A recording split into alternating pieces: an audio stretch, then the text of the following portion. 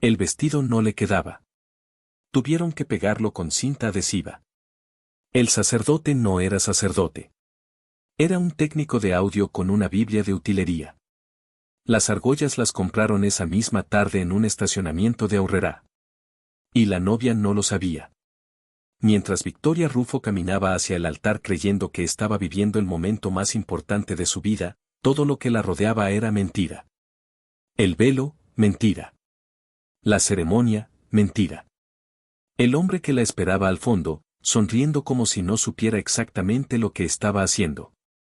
¿Qué clase de persona monta una boda falsa para la madre de su hijo? ¿Y cómo es posible que ese mismo hombre sea hoy uno de los nombres más queridos del entretenimiento en español? Eso es lo que vas a descubrir en este video. La historia que Eugenio Derbez nunca quiso que se contara completa. La boda que fue una burla. La guerra que duró décadas. Las confesiones de sus hijos que lo cambian todo. Y el accidente que lo obligó, por primera vez en su vida, a quedarse quieto y mirarse de frente. Si no quieres perderte el final de esta historia, ya sabes qué hacer antes de que sigamos. Hubo 3 versiones de Eugenio Derbez. El que el público amó. El que sus exparejas tuvieron que sobrevivir. Y el que sus hijos conocieron de noche, cuando las cámaras ya no estaban. Ninguna de las 3 versiones se parece del todo a las otras. Ahora vamos al principio. Al momento exacto donde todo empezó a torcerse. Ciudad de México, 1961. Nace un niño en una casa donde la televisión no era fantasía, era el idioma de la mesa. Su madre, Silvia Derbez, actriz respetada. Su padre, periodista. El espectáculo no era una meta lejana para el pequeño Eugenio González Derbez, era el aire que respiraba desde que aprendió a caminar. Eso suena como ventaja. Y en parte lo fue. Pero crecer cerca de la fama tiene un costo que nadie advierte en los créditos. Porque cuando un niño crece viendo que el aplauso existe, que es posible, que está al alcance, algo se instala muy adentro. Una hambre particular. No de comida, no de dinero, sino de ser visto. De existir en los ojos de otros. De que el mundo sepa tu nombre y no pueda olvidarlo. Eugenio entró a un foro siendo preadolescente. Absorbió el lenguaje del set como si su cuerpo ya lo supiera. La cámara, la luz, el timín de la risa. Todo encajaba con una naturalidad que asustaba un poco a quienes lo veían trabajar tan joven. Y ahí, en esa etapa temprana, apareció la contradicción que definiría toda su vida. El mismo rasgo que lo haría brillar era el que lo volvería incapaz de quedarse. La obsesión. La necesidad de ser más, de crecer más rápido, de no conformarse con lo que ya tenía. En el escenario, eso es oro puro. En una relación, es dinamita. Los años 80 lo fueron construyendo despacio. Primero papeles menores, luego personajes, luego escritura, luego dirección. El control fue llegando poco a poco y con cada nuevo nivel de control llegaba también una nueva versión de Eugenio, más seguro, más exigente, más convencido de que el camino que seguía era el único válido. En 1993 llegó al derecho y al Derbez. En 1999, Derviendo. En 2002, La familia Peluche. Millones de familias mexicanas viendo a una familia disfuncional y riéndose juntas sin saber que detrás de cámaras existía otra historia, menos colorida, más costosa, más oscura. Pero antes de que todo eso llegara, antes de los programas y los contratos y la gloria, Eugenio ya había tomado la primera decisión que partiría su vida en dos. Tenía 23 años cuando fue padre por primera vez. 23 años. Y él mismo lo admitiría después con una honestidad que duele escuchar, no estaba listo. No quería estarlo. Mientras los pañales y las visitas nocturnas y la responsabilidad tocaban la puerta, su mente ya estaba en otra parte. Corriendo detrás de algo más grande, más brillante, más urgente que el llanto de un bebé. Ahí está la herida original. No en un acto violento. No en una maldad calculada. En una prioridad mal elegida, una y otra vez, durante demasiados años. Pero había algo que muy poca gente sabía en ese momento. Algo que con el tiempo haría que todo lo anterior tuviera un sentido completamente diferente. Eugenio no solo quería triunfar en México. México le quedaba pequeño. Lo que él quería, lo que lo consumía de verdad, era Hollywood. Cruzar esa frontera invisible que separa el éxito regional del reconocimiento global. Ser el primer latino en lograrlo de verdad, no como caricatura, no como cuota de diversidad, sino como protagonista, como autor, como fuerza creativa con nombre propio en los créditos de las producciones más grandes del mundo. Cuando una persona convierte ese sueño en religión, todo lo demás empieza a parecerle secundario. Incluso una mujer embarazada. La primera relación importante fue con Gabriela Michelle, actriz de doblaje. De ahí nació Aislinn. La relación duró lo que duran las ilusiones mal construidas, casi nada. Y Eugenio siguió corriendo. Después vino Silvana Prince. Y aquí la historia cambia de temperatura. Se vuelve incómoda. Se vuelve cruel de una manera que cuesta trabajo sostener. Silvana estaba embarazada de Badir cuando descubrió que Eugenio mantenía otra relación. No con una desconocida. Con Victoria Rufo, una de las actrices más famosas de toda México. Detente un momento en eso. Una mujer embarazada, en la etapa más vulnerable de su vida, con el cuerpo cambiado, el miedo adentro, la incertidumbre encima, descubriendo que el hombre que debía estar a su lado ya tenía la cabeza y el corazón en otro lugar. Silvana lo echó de la casa. Tenía razones de sobra. Pero lo que vino después fue todavía peor. Badir nació en 1991. Y apenas unos meses después, Victoria Rufo ya estaba embarazada de José Eduardo. Una historia no había terminado y ya empezaba otra. Una vida reemplazando a la anterior con una velocidad que no dejaba espacio para el duelo, para la culpa, para nada. Y entonces llegó el episodio que convirtió toda esta historia en algo que no se puede olvidar. La boda. Victoria estaba embarazada. La prensa observaba. El escándalo podía estallar. Y Eugenio hizo lo que siempre había sabido hacer mejor que nadie. Montó una escena. Los testimonios que salieron años después parecen sacados de una comedia de bajo presupuesto. Salvo que para Victoria no era comedia. Era su vida. Las argollas, compradas esa tarde en el estacionamiento de una urrera en Echegaray. El sacerdote, un técnico de audio con ropa prestada y una Biblia de utilería. La música, una grabación de marcha nupcial sonando desde un reproductor. La comida, pizza y hamburguesas. Y el vestido de novia, ese vestido que debía ser el más importante de su vida, no le quedaba. Tuvieron que ajustarlo con cinta adhesiva. Cinta adhesiva. Piensa en esa imagen. Una mujer que cree que se está casando, con el cuerpo pegado con cinta porque nadie tuvo tiempo ni intención de hacerlo bien. Y alrededor, una pachanga improvisada que para ella tenía el peso de un sacramento y para él era apenas una forma de calmar a la prensa y seguir avanzando. No hubo validez legal. No hubo sacramento.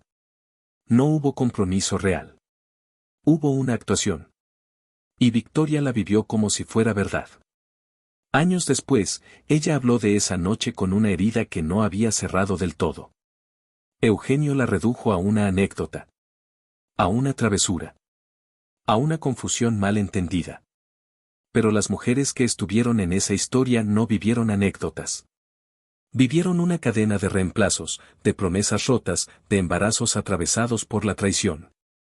Y los hijos que llegaron de todo eso iban a cargar con ese peso mucho más tiempo del que nadie imaginaba. Si estás llegando hasta aquí, esta historia todavía no ha llegado a su parte más oscura. Quédate. Aislinn, Badir, José Eduardo. 3 nombres. 3 infancias distintas. Una misma herida central, crecer con un padre que estaba en todas partes menos donde hacía falta. Aislinn fue la primera en cargar ese peso. Desde afuera, el apellido Derbez sonaba a privilegio. Puertas abiertas, oportunidades, acceso a una industria que a otros les toma una vida entera tocar. Pero por dentro, en esa casa donde el rencor de una ruptura vivía junto con la imagen de un padre famoso y lejano, lo que crecía no era privilegio. Era confusión. Era dolor sin nombre. Era la sensación de que el amor siempre venía mezclado con ausencia. Aislinn ha contado, con una valentía que no suena a espectáculo sino a supervivencia, que durante una larga etapa de su vida su relación con el alcohol no fue una costumbre social. Fue una forma de borrarse. De desconectarse. De no sentir. Hay una diferencia enorme entre beber y querer desaparecer dentro de la bebida. Piensa en lo fuerte que tiene que ser una herida para que una persona quiera apagar su propia conciencia de esa manera. Piensa en cuánta soledad puede haberse acumulado dentro de alguien que creció viendo a su padre hacer reír al mundo mientras adentro de ella seguía creciendo una oscuridad que nadie miraba del todo. La escena más dura ocurrió en Nueva York. Una noche cualquiera que dejó de ser cualquiera. El cuerpo empezó a fallar. Las manos, las piernas, el aire. Sudor frío. La sensación brutal de que la muerte estaba cerca. Aislinn sintió que se iba a morir. Se desplomó. Y todo lo que parecía glamour se redujo a eso, una mujer joven en una ciudad inmensa, asustada, descubriendo que no siempre se sobrevive intacto a la infancia aunque el apellido que lleves abra todas las puertas. Combatir el daño tuvo otro tono. Menos visible. Más profundo, quizás, por eso mismo. Badir convirtió su infancia en música. Y eso lo cambia todo.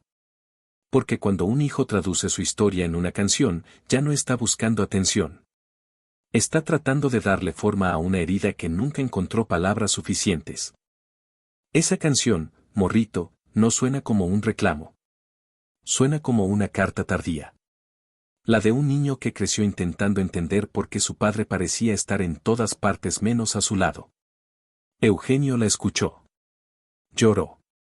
Los dos lloraron. Hubo abrazo, hubo verdad, hubo emoción. Pero incluso ese momento tan humano lleva una sombra detrás. Porque ningún abrazo a los 30 años puede devolver una noche de infancia en la que un hijo necesitaba una guía y no encontró ninguna. La reconciliación puede aliviar. Lo que no puede hacer es devolver el tiempo. Y luego está José Eduardo. El caso más cruel de todos. No solo por la ausencia. Por lo que vino con la ausencia. José Eduardo no creció solo con un padre lejano. Creció atrapado entre dos adultos que se declararon la guerra y lo convirtieron en territorio de disputa. Porque lo que había empezado como una historia de promesas rotas y ceremonias falsas se transformó, cuando los abogados entraron en escena, en uno de los conflictos más públicos y más dolorosos del espectáculo mexicano. Y en el centro de todo, un niño. Lo que viene ahora es lo que nadie quiso contar en su momento con todos los detalles. La guerra entre Eugenio Derbez y Victoria Rufo no fue una ruptura. Fue una trinchera. Versiones enfrentadas en cada entrevista. Declaraciones que funcionaban como golpes. Una narrativa que ambos peleaban por controlar mientras José Eduardo iba creciendo en el medio. Se habló de largos periodos sin contacto. De años enteros sin que padre e hijo se vieran de verdad. 5 años. 5 años son una eternidad para un niño. En 5 años un niño cambia de voz, de cara, de mundo entero. Aprende a leer, aprende a mentir, aprende incluso a vivir sin preguntar demasiado. Y cuando un padre desaparece durante ese tiempo, aunque haya razones, aunque haya pleitos, aunque haya versiones de ambos lados, el vacío no entiende de argumentos. Solo se queda ahí. Y después vino la frase. La que sobrevivió a todos los años porque nació para herir y cumplió su función. 3 pesos. Victoria habló de una pensión que consideraba ofensiva. De sentirse sola criando a un hijo que era de los dos mientras del otro lado llegaban 3 pesos como respuesta al esfuerzo de una vida entera. No importa si fue exageración, ironía o realidad exacta. Lo que importa es el símbolo. 3 pesos como retrato de lo que un padre consideraba que valía el tiempo de su hijo. Mientras Eugenio seguía creciendo en fama, en proyectos, en contratos, en presencia pública, del otro lado una madre sentía que estaba criando sola. Y un niño aprendía, sin que nadie se lo dijera, que el apellido famoso podía abrir puertas al mundo y al mismo tiempo dejar cerrada la puerta de casa. Esa es la forma más refinada de la crueldad. Estar tan presente para todos y ser tan inalcanzable para los tuyos. Abogados, juicios, expedientes, titulares. La guerra se extendió durante años. Y mientras los adultos peleaban por honor, por dinero, por razón, por orgullo, José Eduardo iba creciendo sin lo que más necesitaba. Normalidad. Nadie recuerda con precisión cuánto dinero se discutió. Pero el hijo sí recuerda quién no estuvo. Y eso, a diferencia del dinero, no tiene prescripción. Suscríbete si quieres seguir entendiendo estas historias que el espectáculo nunca cuenta completas. Podría pensarse que la historia más grave de los hijos de Eugenio Derbez ya había ocurrido. Que el daño estaba hecho, que los años habían pasado, que las heridas aunque no cerradas al menos ya no sangraban igual. Pero en 2019 ocurrió algo que sacó todo a la superficie de nuevo. Algo que se vendió como reencuentro y terminó funcionando como radiografía. De viaje con los Derbez. Un reality. Una familia. Un mes en Marruecos con las cámaras encima todo el tiempo. Lo que se promocionó como una aventura de reconciliación, como la oportunidad de recuperar el tiempo perdido, como un padre reuniéndose con sus hijos bajo el sol del norte de África. Pero lo que ocurre cuando una familia rota se encierra demasiado tiempo en un mismo espacio no siempre es reconciliación. A veces es revelación. Las dinámicas que llevaban décadas debajo de la superficie empezaron a asomar. La necesidad de Eugenio de controlarlo todo, de dirigir cada escena, de convertir incluso el cansancio y la incomodidad ajena en contenido. La tensión entre el padre que quería recuperar el tiempo y los hijos que cargaban el peso de todo el tiempo que ya no se podía recuperar. Aislinn llegó cargando su propio agotamiento. La presión de la maternidad, el desgaste emocional acumulado. Hubo un momento en que rompió. Lágrimas que no parecían del viaje sino de años antes. Badir y José Eduardo dejaron ver incomodidades que no eran nuevas. El viaje no había creado el problema. Solo le había quitado el maquillaje. Y hay algo especialmente cruel en eso. Un padre que no estuvo lo suficiente durante años intentando recuperar el tiempo a través de un reality. Como si la cercanía pudiera producirse a golpe de itinerario, de cámara, de escenas editadas para que parezcan espontáneas. Pero la intimidad no funciona así. El amor no se fabrica. La confianza no se improvisa. Mucho menos cuando debajo hay décadas de silencios, resentimientos y huecos que nadie se atrevió a llenar cuando debía. Poco después, la vida siguió partiendo cosas. Aislinn y Mauricio Ochman se separaron. Mauricio dejó caer después una frase que pesa como piedra: los realities no son la realidad. Tenía razón. Pero a veces muestran algo más peligroso todavía. La versión deformada de una verdad que ya venía herida desde antes. Ahí fue cuando el ciclo se hizo visible de verdad. Los hijos que crecieron entre ausencias empezaban a mostrar en sus propias vidas el costo de haber amado desde la fractura. El vacío cambiando de cuerpo. El silencio heredándose como si también fuera un apellido. Y cuando una herida familiar llega a ese punto, ya no basta con negar. La vida cobra su factura. Tarde o temprano, siempre. Hay momentos en que el cuerpo hace lo que la conciencia se negó a hacer durante décadas. Detenerse. Para Eugenio Derbez ese momento llegó el 29 de agosto de 2022. En una residencia en Atlanta, Georgia. Un hombre de 60 años con unos lentes de realidad virtual puestos, moviéndose dentro de un mundo que no existe, entregado por completo a una ficción digital. Un paso mal dado. Un desequilibrio. La caída. El sonido que siguió no fue el de una simple lesión. Fue el de algo que llevaba décadas acumulándose. El hombro destrozado en múltiples fragmentos. Una cirugía compleja. Una recuperación larga y dolorosa. Eugenio describió el sonido como ramas secas partiéndose. Piensa en esa imagen. Un hombre que pasó la vida entera construyendo versiones editadas de la realidad. Que maquilló conflictos, disfrazó vacíos, sostuvo una máscara durante 40 años. Destruido dentro de una realidad inventada por una máquina. Tendido en el piso por culpa de una ilusión óptica. A veces la vida escribe sus metáforas con una precisión que asusta. La cirugía fue larga. La recuperación, dura. Y cuando una persona acostumbrada a moverse con poder y agenda queda reducida a una cama, a medicamentos, a noches sin postura cómoda y mañanas con dolor antes de abrir los ojos, algo cambia por dentro. Porque ahí ya no había aplausos. No había foro. No había la distracción perfecta del trabajo. Solo él. Él y el eco de todo lo que había dejado pendiente. Él y una pregunta que tarde o temprano llega para todos. Si esto termina hoy, ¿qué dejo realmente detrás de mí? Y fue ahí donde apareció una de las confesiones más reveladoras de toda esta historia. El testamento. Eugenio habló de poner en orden su herencia. De no dejar problemas a los que se quedan. De evitar que su muerte abriera una nueva guerra entre los suyos. Escucha bien esa idea. Un hombre que durante años dejó conflictos emocionales sin resolver empezó a preocuparse por el caos que explotaría cuando ya no estuviera. Como si por primera vez hubiera entendido que no solo se heredan bienes. También se heredan pleitos, rencores, silencios, ausencias. 4 hijos. 3 madres. Décadas de tensiones. Un apellido famoso. Una fortuna considerable. Demasiados elementos para una guerra futura. No era solo miedo a morir. Era miedo a lo que su historia había construido entre los suyos.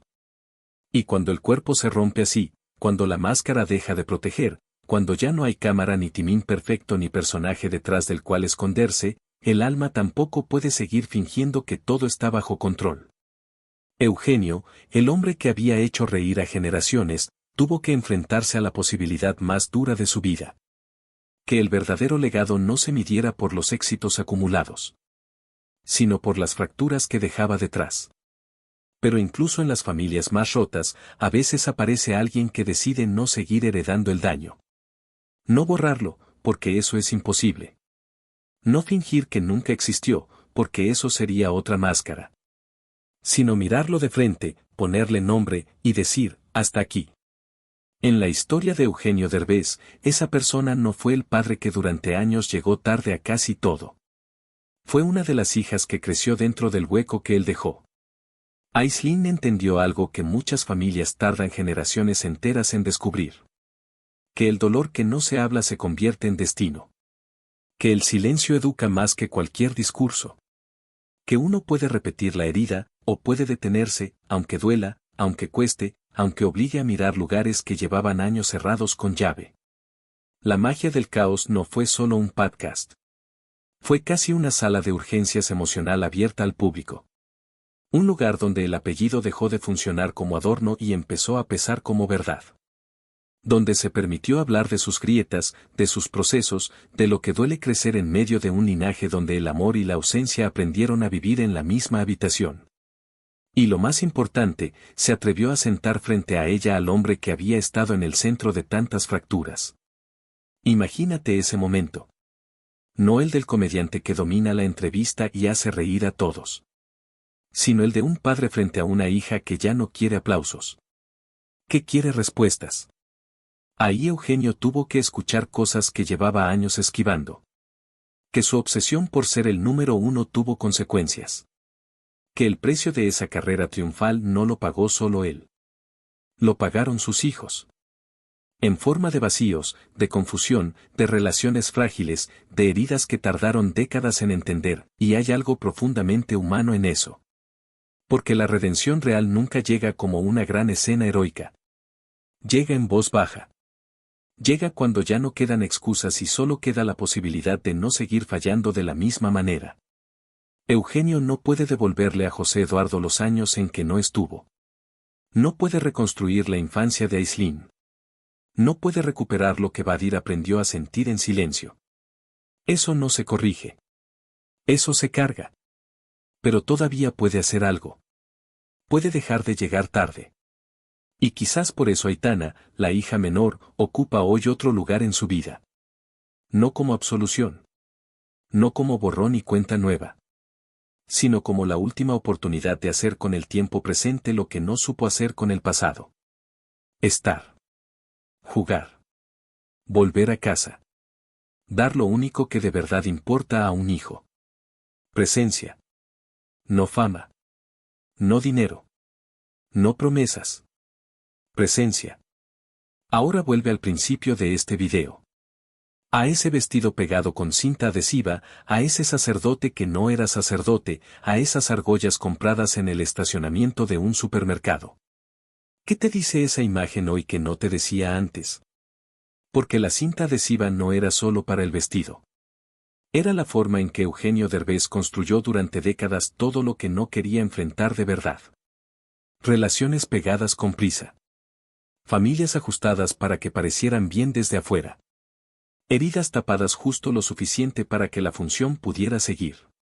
Hasta que el cuerpo cayó en Atlanta y ya no quedó nada que tapar. La máscara puede conquistar al mundo. Pero no abraza a nadie. La risa puede llenar teatros. Pero no repara una infancia vacía. El éxito puede comprarlo casi todo, menos un cumpleaños perdido, menos una llamada que nunca se hizo, menos los años que pasan mientras un hijo aprende a vivir sin esperar. El verdadero legado de un hombre no está en cuántas personas lo aplauden bajo la luz. Está en cuántas heridas deja cuando se apaga el escenario. Y si Eugenio Derbez todavía tiene una posibilidad de cambiar ese legado, no será porque el mundo lo siga amando.